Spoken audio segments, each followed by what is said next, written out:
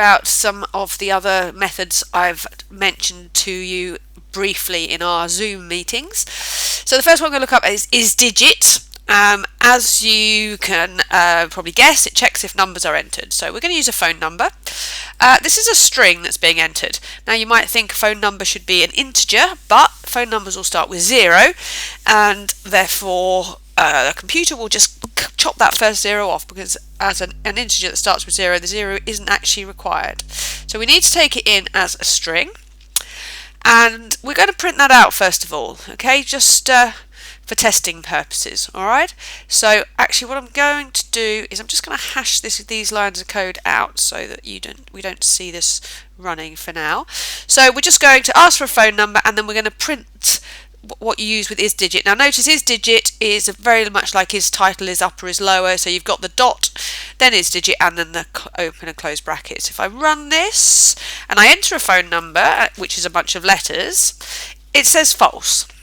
And if I do this, it says true. So what isdigit is only ever going to return true or false, those Boolean operators. So okay, so now you need just to know that. Now I've printed it for testing purposes. You could store the isdigit check in a variable to use it, but as you can see, what I'm doing here now is we're going to just use it as some validation. So while loop, because that's obviously what we want for a validation, while phone number dot isdigit is equal to false, which means it doesn't contain numbers, it'll ask us to do it again. And now if we do it again, put in a bunch of numbers, here we go, it's not letting me do this, and now I can do that. Okay, thank you. Now obviously it would be now a good idea would be to validate for a length, use a length check to validate it for 11 digits, but I'll leave you to do that in your spare time, which you've got lots of, but that's just the start. Now isalpha is very much the same, checks if letters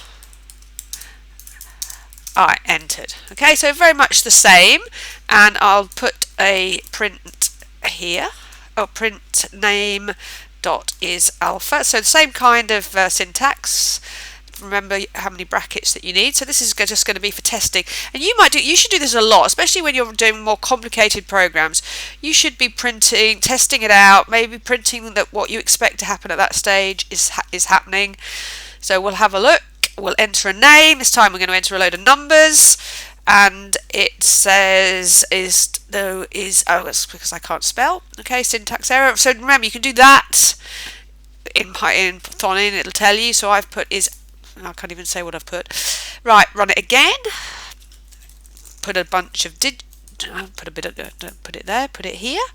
Put it down here, enter a name, put some digits, so it comes out false. So if we're testing for letters and digits go in, so obviously if we put in a name now, we are going to get true. Good. Okay, so that is working fine.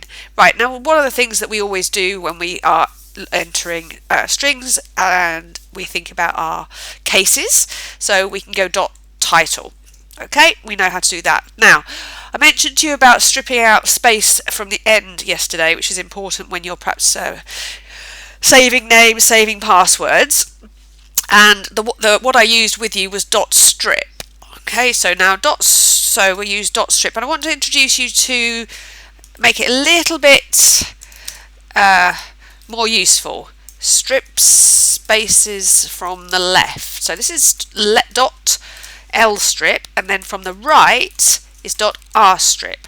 Okay, so now we can add these on together. So we'll have lstrip and we'll have rstrip. So this is because we are, as the programmer, you are taking control of the entry, and if you search for a name and it's been entered incorrectly, so if I search on Sims for one of you guys, and when the names got entered they were misspelt, or even if a space at the beginning or at the end, the data won't be found. So this is really important. So for testing purposes, now let's print out the length of name. Okay, so we should see, so I'll put in some spaces and we'll see whether or not it gets rid of them.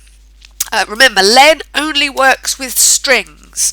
So if you are wanting to check the length of an integer, you'll need to convert that integer into a string before you can use len. Right, so let's put the name in. All right, I'm going to put a load of spaces at the beginning, okay? Then I'm going to put my name. No, I'll put it in lowercase so you can see the title working.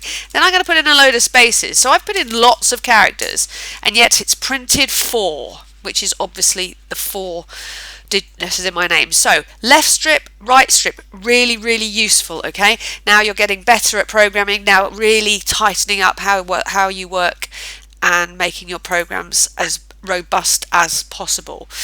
Okay, so here we go. Just to now use this isAlpha as a validation.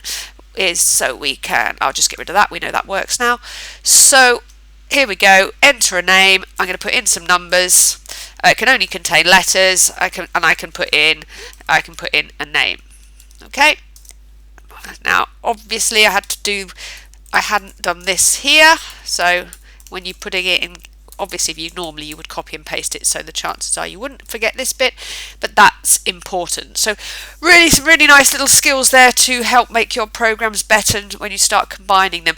And notice how I just hash these things out. I don't delete them because they're just useful. And also, if you are when you get examined, the examiner will be able to see these little these things that you've done, and you get marks for the fact that you've tested. And if your program doesn't fully work, but you've still got those comments there, at least the examiner can see what you were trying to do.